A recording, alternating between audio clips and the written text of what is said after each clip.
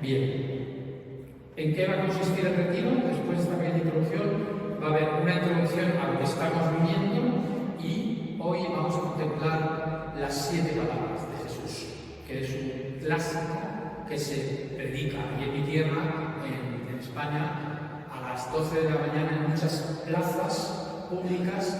Hay predicadores que se instalan grandes espacios para que haya mucha gente. Se predican las 7 palabras todos los años, ¿no? como parte de la liturgia. Y yo he querido centrar el día de hoy en una pequeña introducción sobre lo que es la cruz para San Pablo y después las 7 palabras. Y mañana, si no se han cansado y todavía conservo la voz, ustedes, los que vengan, veremos lugares y rostros de la pasión, como un pequeño recordatorio que es lo que hicieron los apóstoles ese día, el sábado, en que ya no había nada, ni había cuerpo de Jesús casi, ni estaban todos despeinados, todos con miedo. Se sentarían alrededor de María a recordar qué ha pasado y empezarían a recordar datos concretos. Entonces mañana serán esas explicaciones, lugares y rostros de Jesús. Bien. Y empezamos esta pequeña introducción para qué significa la cruz. Dice el Papa Benedicto, dijo en un texto, que no había nada más oscuro y misterioso como la muerte del Hijo de Dios. Pero a la vez no hay nada más luminoso porque en la cruz resplandece lo que Dios nos ama. Esta frase puede ser la que nos dirija. O sea, no hay nada más terrible que si creemos que es Dios, que hemos matado a Dios. Todos hemos colaborado. Y es tremendo. O sea, que Dios viene a salvarnos y la forma en cómo Él acepta es la muerte y muerte de cruz. Pero a la vez no hay nada más luminoso porque lo que nos está diciendo este trozo de cruz es cuánto nos ama Dios. Y esto es un descubrimiento que yo creo que no terminaremos de hacerlo nunca totalmente. Dios me ama, nos ama infinitamente. Ha hecho por mí algo increíble. Y hemos venido para meditar en ello. Porque no basta decir, yo ya sé el amor de Dios. Yo recibí la vocación sacerdotal, sé que Dios me ama. Pero muchas veces sé que es un conocimiento de aquí.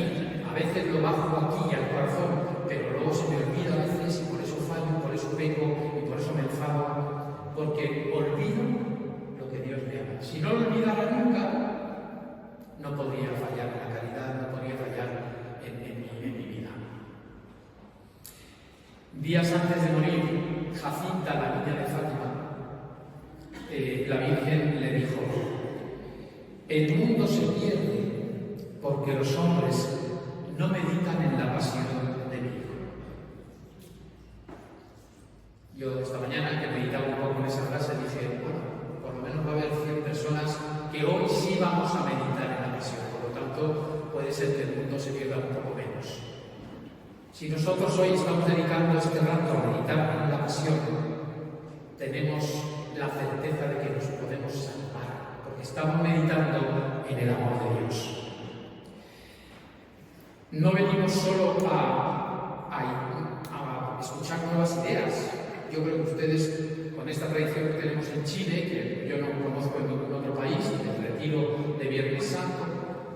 En España está la tradición de visitar 7 monumentos, que la gente hoy está por la calle yendo de iglesia en iglesia, visitando esa tradición de las 7 palabras, pero retiro así de 2 meditaciones, y en México tampoco he conocido, ni en Roma. Yo creo que nosotros hoy estamos aquí no solamente para escuchar nuevas ideas, porque llevarán ustedes, que más viejo que más retiros pongan, ¿no? Han oído muchos retiros, muy buenos predicadores, insignia aquí el padre Luis Miguel, que predicaba con sus gritos y sus bajadas de voz, de todos los temas posibles. Por lo tanto, ideas nuevas, es que no venimos a meditar ideas nuevas, venimos a bajar las mismas ideas, porque se nos olvidan, porque el roce de la vida y los golpes nos impiden volver a descubrir el lugar. De hecho, la Iglesia lo que dice de las ceremonias es que no solamente estamos recordando, sino que estamos, como decíamos ayer en la homilía, rememorando, es decir, volviendo a traer a la memoria existencial y reviviendo lo que se vivió en aquel momento. Por lo tanto, ayer en la misa que celebramos aquí, estuvimos con las gracias de la última cena, las mismas que recibieron los apóstoles ese día. Y esta tarde, cuando ustedes vayan a la pasión, y cuando yo celebre la pasión, estaré en el Calvario. Quizá no físicamente, porque estaremos en la parroquia que nos toque o a la que vayamos, pero espiritualmente estaremos recibiendo, rememorando, reviviendo las mismas gracias que recibieron María, Juan y las mujeres que estaban al pie del Calvario, o el buen ladrón o el centurión. Lo mismo, por lo tanto, es un don inestimable meditar en que puedo recibir lo mismo que recibió este buen centurión, que viendo salir del corazón de Jesús sangre y agua, se convierte. Y dice, verdaderamente este era Hijo de Dios. Qué fuerte, ¿no? ¿Cuánta sangre y cuánta agua habrá visto este centurión que estaba dedicado a defender y matar? Y sin embargo, viendo cómo murió, dijo, este era Hijo de Dios. Eso hoy nosotros lo podemos recibir una vez más. Y puede ser que cambie nuestra vida. A lo mejor un poco más, pero lo suficiente para llegar al cielo. Tratamos en esta meditación que estamos haciendo de bajar a nuestra forma de ser y de vivir lo que Dios ha hecho por nosotros. A eso venimos, a aprender a vivir de otra forma. Todos sabemos cómo está el mundo. Todos sabemos que se está dando un vuelco a la naturaleza humana. Están legislando leyes nuestros gobiernos terribles que atentan contra la dignidad de las personas. Lo sabemos. Nosotros los cristianos tenemos obligación moral y existencial de decir, yo quiero vivir según el Evangelio, aunque me cueste la vida. A lo mejor no la vida física, pero sí la vida moral. Que me tachen y que me llamen, como en España se está poniendo de moda, ultracatólico. Me pregunté yo a una persona, ¿y quiénes son los ultracatólicos? Los que van a misa los domingos. Ultracatólicos. Dije yo, eso es el mínimo, mini católico. Si va a misa los domingos ya es algo, pero es un poquito. Pues que me tachen de ultracatólico. Y si me ven rezando por el rosario por la calle, la gente dirá, ¿y este loco? Pues sí, que me tachen de loco. Porque yo quiero vivir como vivió Cristo. Yo quiero ser honesto como Cristo fue honesto.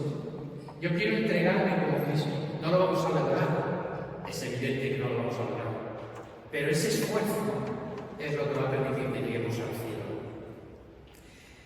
Por lo tanto, es un día hoy, aunque sea un día triste, un día para la esperanza, para elevar la mirada, para decir cuánto nos ha amado Dios, cuánto nos ha amado Dios. Y nos lo demuestra, como decimos, en la cruz. Hay un libro que ustedes conocen, porque aquí en Chile tuvo mucho éxito, y todos tenemos cierta edad para haberlo conocido. Mi Cristo roto, del padre Ramón Cue, jesuita español, que es una historia verdadera. Y allá en el norte de España, en Santander, en un pueblito, está el Museo del Padre Cue, se llama así, porque él hacía colección de Cristos. Y una vez encontró un Cristo roto, como ese Cristo de la Iglesia cuando en el 2019 quemaron nuestras iglesias, y hubo un Cristo que estaba con la cara rota, sin un brazo, media pierna, que nos lo trajeron, nos lo permitieron tener en Piedra Roja también y que lo estuvimos venerando. Un Cristo roto. Entonces, el padre Ramón Cue, que era escritor, hace un libro en donde dialoga con ese Cristo. Y hay un momento en que dice una frase que es tremenda. Dice, Señor, no tienes cara, ¿qué cara quieres que te ponga? Y el Señor me dijo, tienes que ponerme una cara, ya sé, ponme una cara de blasfemo, ponme una cara de ladrón, busca una cara cara de adúltero y pónmela. Busca un impuro y mira sus ojos y pónmelos. Ponme cara de borracho, de asesino, de maledicente, de vicioso, de perezoso. Y le dice el padre, bueno, pero Señor, ¿cómo te voy a poner una cara así? Y contesta el Señor, ¿no ves que yo he dado la vida por cada uno de ellos? Es fuerte pensar, ¿no? Ahora acabo de leer un libro, lo he contado ya muchas veces, se llama El Diario del Padre, de un sacerdote mexicano. Es como que Dios ha escrito un diario desde la creación. Es un libro pequeñito, pero muy entretenido. Y cuando lo publicaron en Estados Unidos, prohibieron la publicación de un capítulo que se llama Bienvenido, mi hijo narco. Estados Unidos no permitió, porque en ese capítulo dice que está Dios en el cielo, él recuerda que estaba un día en el cielo, y vi que entraba un hijo que había sido narco y había traficado con droga y había hecho mucho daño. Me levanté y le di un abrazo. Bienvenido, mi hijo narco. En Estados Unidos no puedo permitir la apología de la droga. Ya que ese es Dios. Ese es Dios. Dios que ama a los adúlteros, los ladrones, los blasfemos, los impuros, los borrachos. Los ama infinitamente. Y yo, que soy malo, pero no tanto, digo, hombre, si ama a todos estos, también me amará a mí, espero. Si es capaz de querer un rostro de borracho, yo que me tomo una cerveza los domingos, puedo estar en el rostro de Jesús. Puedo estar en su corazón. Y un día me dirá, bienvenido, soberbio Leopoldo, porque es mi Padre y me ama. Y aquí cada uno póngase el adjetivo que quiera. Bienvenida, pesada de turno. Bienvenida, o bienvenido, manipulador de no sé qué. Todos podemos poner nuestro nombre. Y Dios, si nosotros estamos con Él y estamos en camino, nos va a decir eso.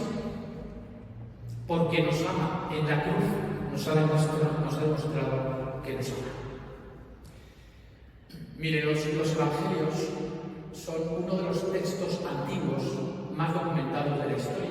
Yo siempre cuento que es muy curioso cómo el hombre tiene una memoria de pollito, ¿no? Porque todos conocen a Platón. Platón fue un grandísimo filósofo, ¿no? Del cual no tenemos un texto suyo escrito directamente de él. No hay nada escrito directamente por él. Los textos que hablan de Platón son siglos después. Y todo el mundo hemos estudiado a Platón, y todo el mundo sabemos el mito de la caverna, y sabemos que Platón dijo, ya se dijo, que dijo 2 siglos después, o 3 siglos después. Sin embargo, de los evangelios, para que un texto sea autentificado como histórico, se necesita que esté el texto y alrededor haya, en otras culturas, en otros momentos de otras personas externas a ese contexto, que haya textos que hablen de ese texto. Bien, pues cuando uno estudia ahí en teología los evangelios, descubre que hay muchísimos textos que hablan de los textos evangélicos, de la persona de Jesús, de eventos concretos, incluso de historiadores del momento. Y entonces se dice, este es un texto histórico, ¿no? Porque tiene muchos textos y mucha arqueología y muchos historias, tradiciones que apuntan a que esto es verdadero. Bien, pues los evangelios al inicio predicaban solo el querigma, que se llama, que es un texto muy pequeñito que tiene San Pablo en 3 o 4 partes escritas. Y se considera que este texto es lo primero que se tiene del Evangelio. Y todo lo demás fue añadido después, cuando se sentaban y recordaban. ¿Os acordáis lo que nos contó María? Sí, que había nacido, que estaba embarazada y que tuvieron que ir a hacer el censo. Y se fue poniendo después. Pero lo central son estos textos que se ha descubierto que eran de donde nace todo lo demás. De hecho, en los Hechos de los Apóstoles, los textos de San Pablo, lo que escribe en boca de San Pedro, son esos textos, los querigmáticos se llaman. Bien, pues el texto querigmático no habla del nacimiento de Jesús, ni habla de los milagros de Jesús, ni habla del desierto, las tentaciones, nada. El texto querigmático es siempre, yo os transmito una cosa, que el Señor padeció, murió y resucitó por nosotros. Los 3 o 4 textos que son el núcleo del Evangelio hablan de esta realidad. O sea, para ellos lo fuerte no fue que nació, eso fue posterior. Para ellos lo fuerte es que Jesús había dicho que iba a morir y murió con estas circunstancias. Por eso tenemos tantos datos de la pasión. De hecho, este libro de Martín Descalzo, que se lo recomiendo, Vida y Misterio de Jesús de Nazaret, es un libro estupendo que tiene una cultura increíble, este sacerdote español, dice que el Evangelio es una larguísima introducción para llegar al núcleo que es la pasión. Lo primero que se transmitía es que Jesús había muerto y resucitado. Bien, pues este tema de la cruz siempre, incluso para ellos, a pesar de eso, de que lo tenían como central, era muy complicado. Acuérdense que San Pablo dice que para los judíos era una asquerosidad la cruz, era abominación, era un escándalo. Incluso nadie podía ser crucificado dentro de la muralla de la ciudad porque contaminaba. Nadie podía tocar nada con sus vestiduras que había tocado a un moribundo en la cruz, porque era gente contaminada. Entonces era un escándalo. Imagínense lo que suponía que Pedro saliera allí después de Pentecostés y dijera: nosotros hemos matado, crucificado. Vosotros, lo dice, judíos, vosotros habéis matado a Cristo crucificado. El escándalo que suponía. O sea, decís que es Dios y sin embargo decís que ha muerto como un maldito absoluto. Para los judíos era tremendo. Y San Pablo dice también, y para los griegos era una tontería. Acuérdense, los dioses griegos, ¿no?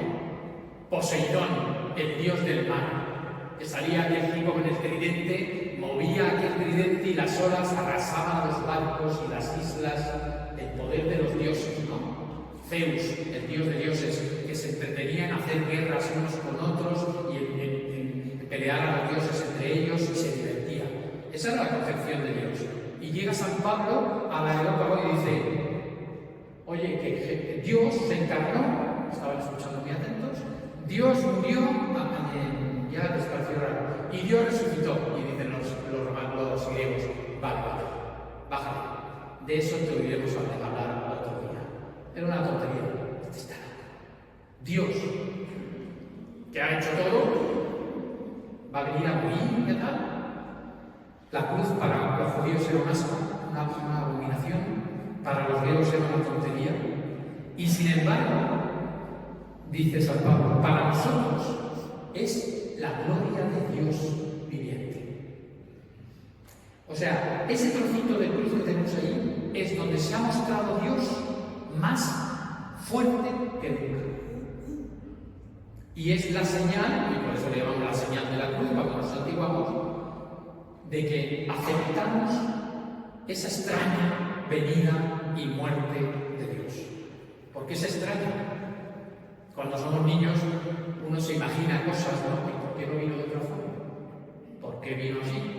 ¿Por qué no vino en un caballo blanco, enorme, con sus huestes, millones de ángeles, y arrasó todo y se estableció su reino? ¿Por qué eligió esto?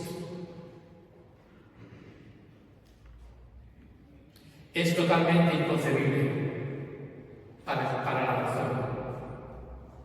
Para uno será, pues, ya ni nos gusta ver Cristos demasiado sangrientos.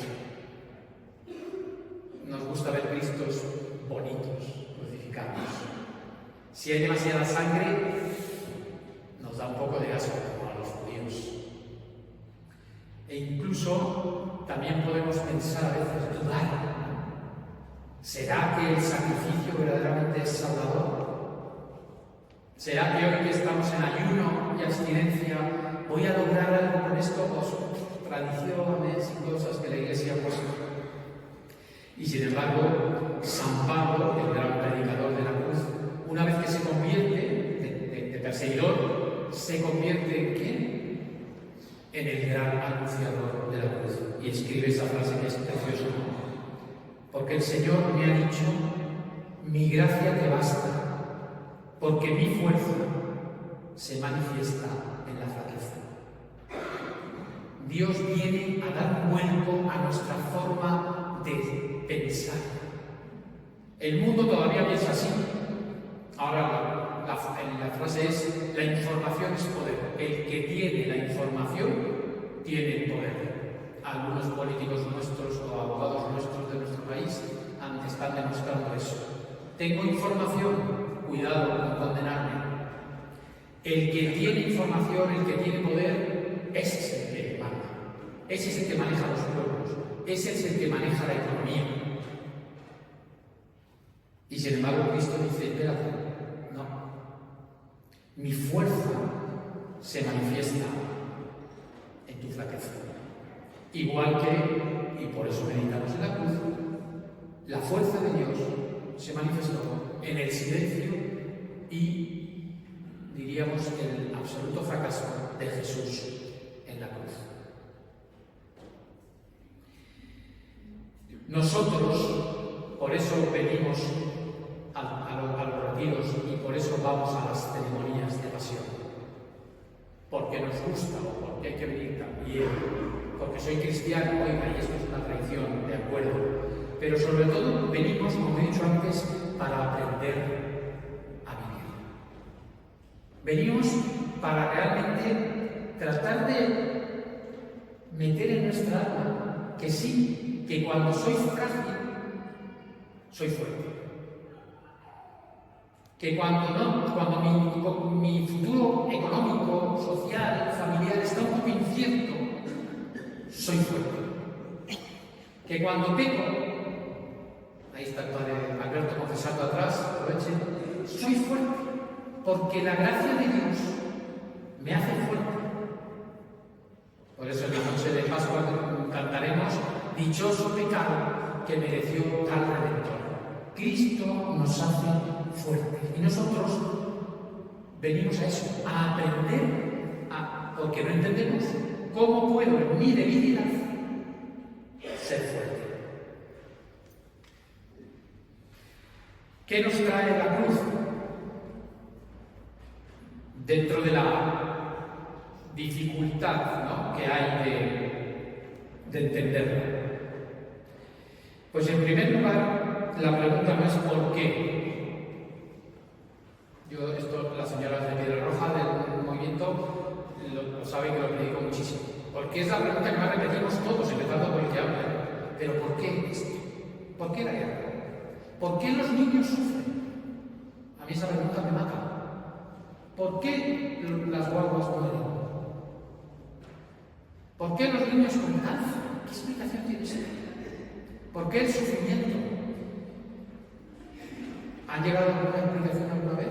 Podemos explicaciones piadosas, pero explicación existencial, yo no. Entonces decidí hace muchos años no preguntarme por qué, sino para qué. ¿Para qué me puede servir a mí que en Europa haya una guerra? O sea, ¿a qué me ayuda a mí? ¿Me puede hacer mejor persona esta guerra? ¿Puedo hacer algo?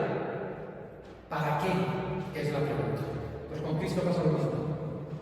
¿Por qué eligió esto? No lo sabemos, lo entenderemos en el cielo. ¿Por qué esta forma? ¿Por qué permitió que muriera? ¿Por qué permitió el sufrimiento de su madre? No, ¿para qué? ¿Para qué?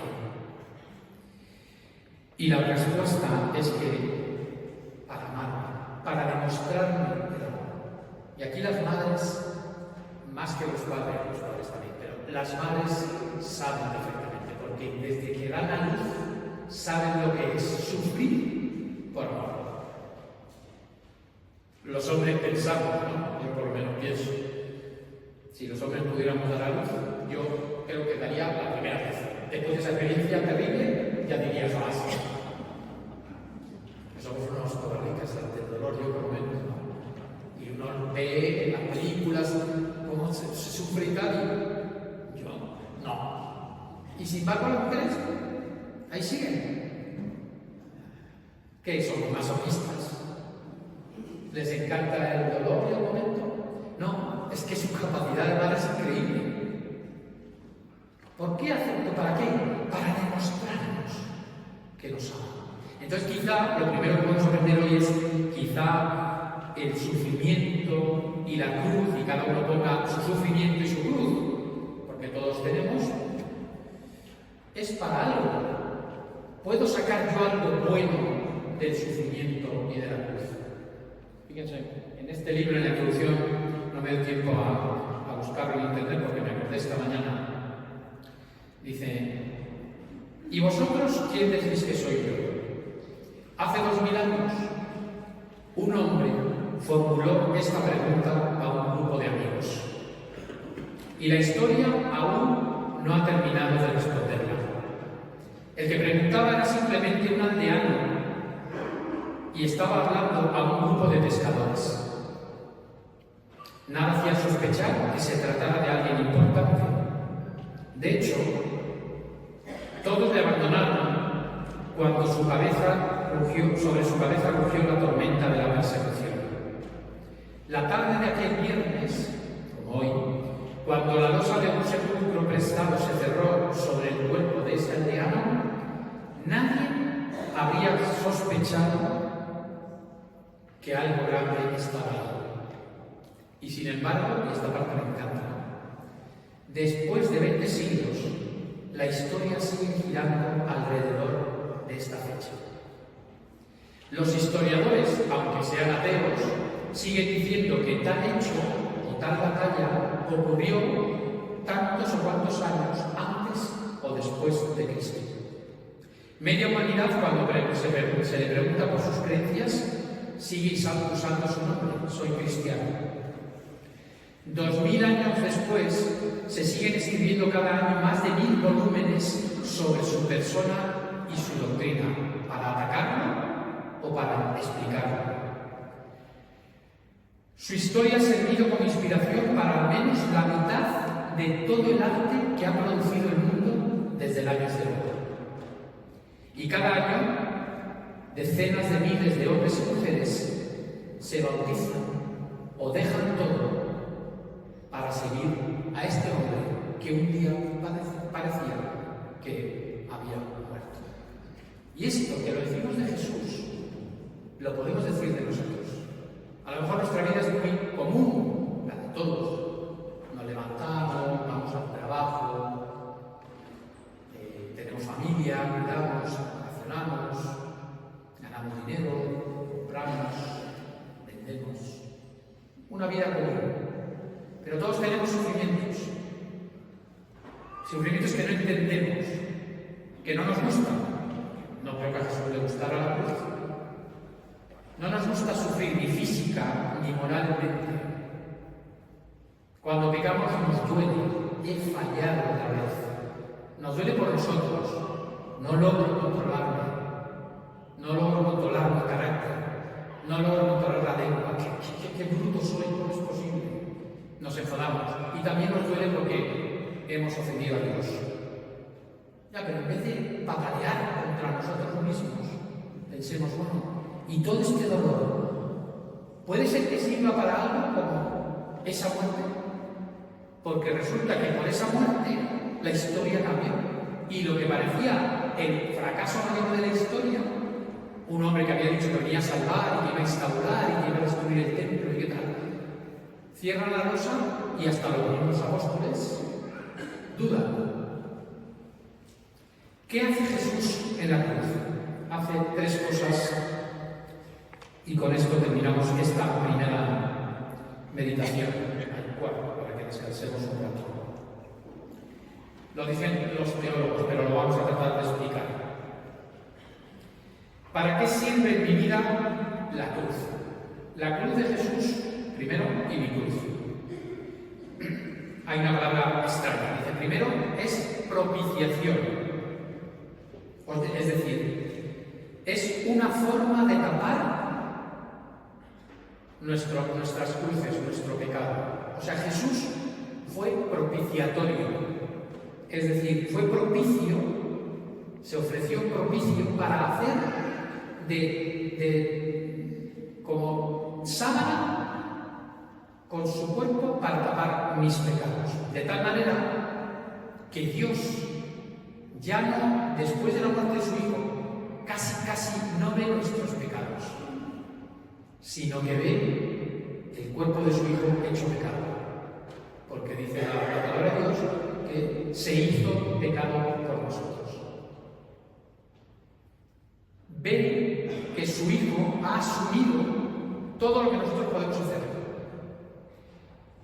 Ha asumido todas las consecuencias, sin haber pecado, asumió todas las consecuencias del pecado.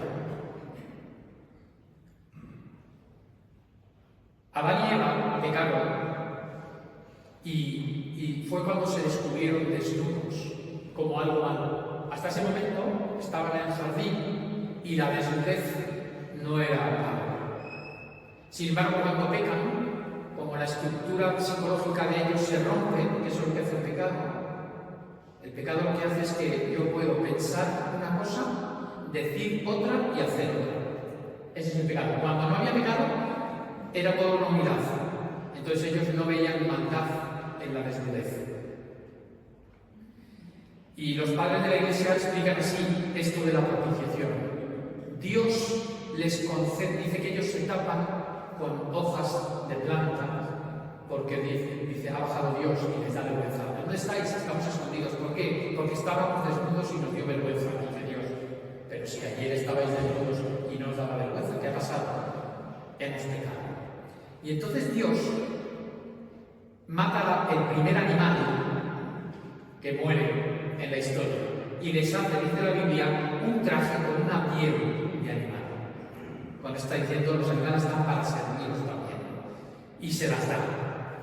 Y dicen los padres de la Iglesia, igual que Dios hizo eso en la última alianza, que es la de Jesús en la cruz, Dios mata a su propio Hijo, permite que matemos a su propio Hijo, para cubrirnos con su acción nuestro pecado, para que no nos sintamos desnudos, tristes, amargados por nuestro pecado, y nos cubre con la sangre de su Hijo.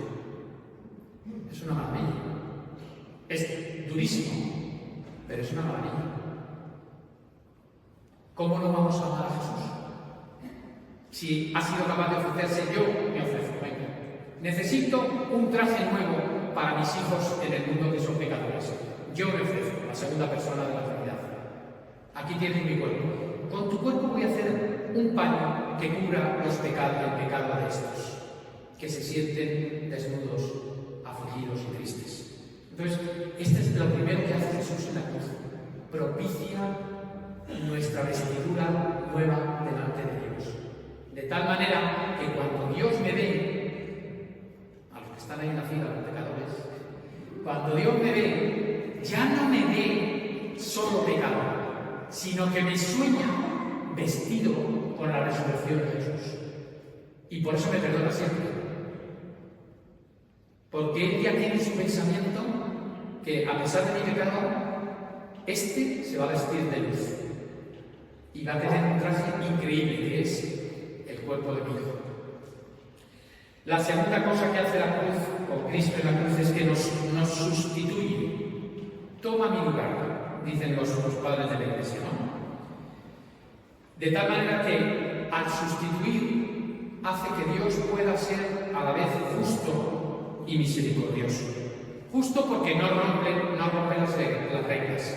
El pecado merece castigo, porque habéis atentado contra Dios. Esa es una ley que puso Dios y Él no puede romper sus reglas normalmente. ¿Bien? Y entonces dice, bueno, pues para que esto no sea tan duro, voy a, como hemos dicho, sustituir. Y manda a su Hijo sustituir. Pero he sido justo, porque vean lo que hemos hecho con el cuerpo de Cristo. las consecuencias del pecado estaban en su cuerpo, ¿no? Y a la vez la misericordia, de tal manera que en la cruz se unen las dos cosas, la justicia y la misericordia. Dios es justo, nos castiga en Cristo, y el sacerdote en el confesionario lo que hace es poner una pequeñísima penitencia, casi como para darnos un caramelito de venga, colabora con Cristo, pero Cristo ha hecho todo, y entonces la penitencia, aunque sean pequeñas, si las hacemos con amor, tienen un valor infinito porque las unimos a Cristo en la cruz. Rece 3 Ave Marías, bien rezadas, unidas a Cristo en la cruz, son increíbles. Increíbles, porque tienen el poder de Cristo en la cruz. Y a la vez hemos cumplido con la justicia, y a la vez Dios cumple con su misericordia. Es decir, no deja de amarnos. Porque si no hubiera sido así, esto es un futurible, una cosa que se puede pensar, pero no se sabe si habrá sido así. Si no hubiera sido así, todos estaríamos condenados. Desde Adán y Eva, todos estaríamos condenados. Porque todo el que naciera, el pecado original es una cosa que se demuestra científicamente, digo yo. Siempre digo esto, científicamente. Porque cuando nacen las guaguas son maravillosas. Pero cuando llegan los 7 años, cuando el peque hace la primera trastada, ya pegó. Enséñenme un niño que no haga una trastada, nunca jamás. Entonces rompemos la ley del pecado original. Entonces científicamente se sabe que todos al llegar a la conciencia cometemos la primera cosa. He robado un caramelo en la tienda. Entonces ahí quedó el pecado original. Todos entonces, con pecado original, estaríamos condenados. Y entonces la esencia de Dios estaría, ¿y ahora qué hago? Resulta que yo les creé para la salvación y ya están todos condenados. Bueno, pues vamos a hacer una cosa increíble, y manda a su Hijo. Entonces, como hemos dicho, nos sustituye. Cristo nos sustituye. Se pone en nuestro lugar. Y por esto mismo, Cristo, y este es el último punto, y terminamos aquí, nos hace hijos, hermanos suyos, hijos de Dios. En los ejercicios que tuvimos los legionarios en febrero, los ejercicios espirituales de 8 días, el padre que vino dijo una idea que a mí me gustó mucho. Dijo, al principio Jesús habla de siervos, por ejemplo. No, el siervo no es mayor que su Señor. Después, en la última cena, habla de amigos. Ya no os llamo siervos, os llamo amigos. Y en la cruz, ya no nos llaman siervos ni amigos, sino que nos pone el título de hijos. Y de hecho, el Padre, esta es la idea, porque eso todos lo hemos oído. Pero cada vez que se aparece Jesús resucitado, ya no dice, ve a mis amigos, sino que dice, ve a mis hermanos y diles que les espero en el agua. Le dice a María Magdalena, ya no somos siervos, ya no somos siquiera amigos, que ya era un título que me conformaría, no será verdad. Tenemos un título más, hermanos de Jesús, y eso lo logramos en la cruz. Realmente en la cruz Dios nos adopta como hijos verdaderos y nos da la herencia, porque nos hace Jesús, al dejarnos, lo vamos a ver en la palabra de María, nos hace hijos en el Hijo. Bien, este es el tema de la cruz. ¿Qué pretendemos con eso? Va a haber otro confesor, por lo que veo, que se está acercando ya, así que aprovechen, que tiene poco trabajo, de hecho, hay que darle trabajo. Es el padre Gabriel. ¿Qué hemos tratado de ver? La importancia y el tema que tiene que la cruz no sea nada más una cosa que llevamos colgada o tenemos en nuestros dormitorios, sino que tiene una implicación para mi vida personal, para mis cruces, para mis dificultades, para mis dolores. Como digo, después del descanso de 15 minutos, vamos a meditar en esas palabras desde la cruz que son el testamento